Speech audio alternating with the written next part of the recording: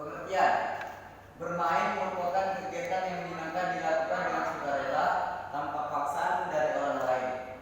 Bermain merupakan cara terbaik dalam mempelajari sesuatu yang baru. Bermain adalah suatu kegiatan yang dilakukan dengan kebebasan batin untuk memperoleh kesenangan.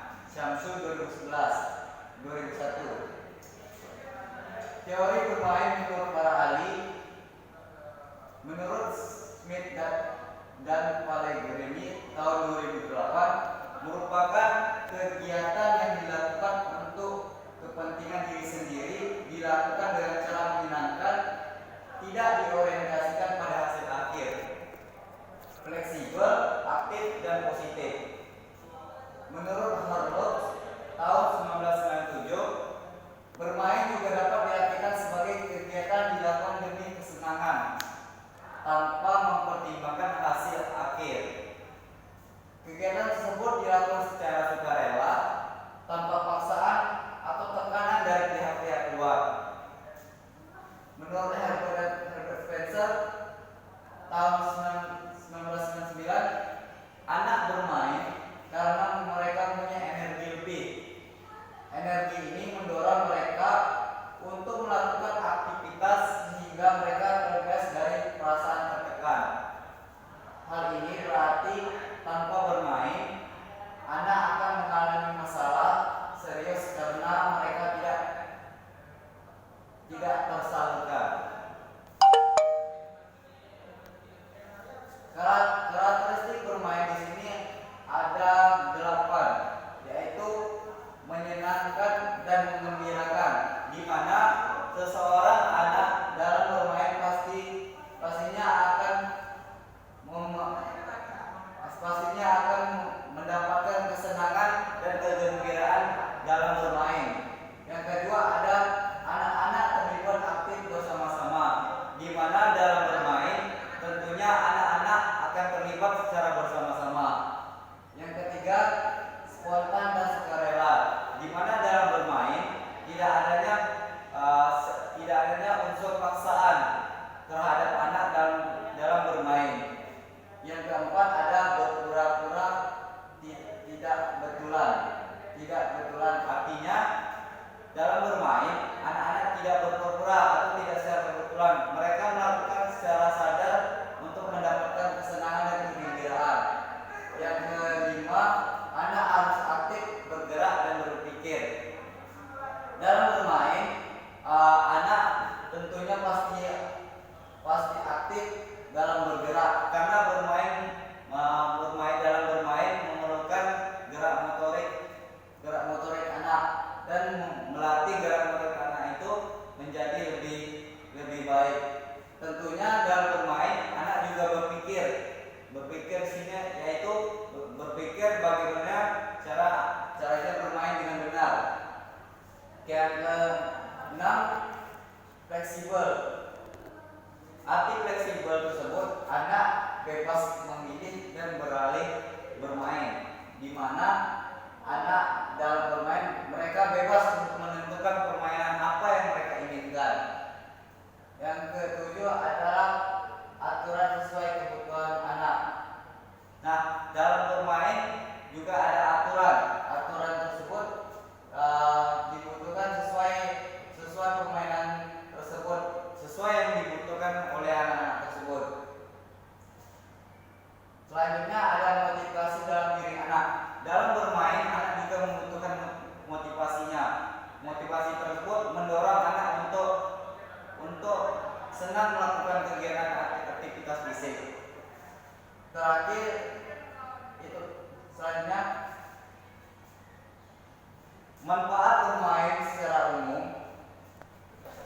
Bermain dalam konteks ini dianggap memiliki manfaat kenikmatan, kesenangan, relaksasi, pelepasan energi, pengurangan ketegangan, serta ekspresi diri. Secara umum, bermain juga dianggap sebagai kegiatan yang menyalurkan hobi, menyatukan orang dalam konteks rileks, sehingga banyak hal yang dapat dibicarakan tanpa menimbulkan gejolak yang berarti.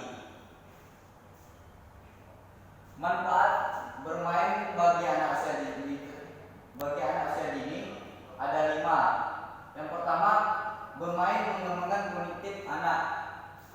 Gimana dalam bermain tentunya seorang anak akan bergerak, dan pergerakan tersebut akan mengembangkan kognitif seorang anak tersebut. Yang kedua, bermain mengembangkan kesadaran diri. Artinya dalam bermain anak akan menimbulkan kesadaran diri mereka dalam sebuah permainan. Yang ketiga, pengembangan sosio emosional anak. Tentunya dalam bermain adanya emosi yang dikeluarkan, entah itu emosi kesenangan, kegembiraan, bahagia ataupun sedih. Bermain juga mengembangkan motorik anak. Nah, dalam bermain motorik anak tersebut terbentuk menjadi lebih baik. Yang kelima, bermain mengembangkan bahasa anak. Tentunya dalam bermain bahasa anak tersebut akan menjadi lebih bagus, agar terjadinya interaksi yang lebih bagus terhadap anak-anak.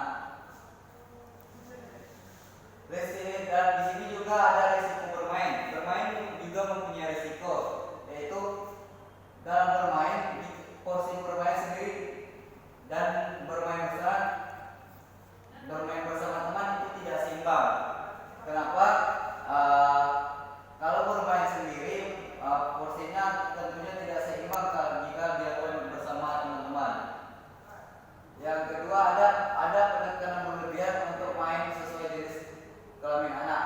Tentunya dalam bermain ada olahraga yang menentukan sesuai gender, seperti sepak bola. Anak-anak perempuan tidak bisa untuk melakukan permainan bola kaki. Hanya anak-anak laki-laki saja yang bisa melakukannya. Yang ketiga, terlalu banyak atau terlalu sedikit campur tangan orang tua. Nah, dalam bermain juga punya risiko, yaitu jikalau terlalu banyak campur tangan dari orang tua, maka bermain tersebut akan kurang mendapatkan kesenangan, kegembiraan dari diri anak tersebut. Dan jika kita kurang memperhatikan seorang anak dalam bermain, mereka juga tidak tahu arah bermain tersebut. Kita tentunya juga membimbing anak tersebut dalam bermain. Selanjutnya, alat permainan tidak tepat. Anak-anak dalam bermain hanya mengandalkan motorik mereka. Juga kita diperlukan alat permainan yang harus tepat. Di sini risiko bermainnya, jikalau alat permainan tidak tepat, bahaya terhadap anak akan timbul juga. Selanjutnya, waktu bermain berlebihan. Tentunya anak kalau sudah bermain, mereka sudah mendapatkan kesenangan, kegembiraan. Mereka akan lupa waktu dalam bermain sebuah permainan. Sini juga ada risiko fisik kesehatan. Nah, dalam bermain juga ada risiko fisik kesehatan juga.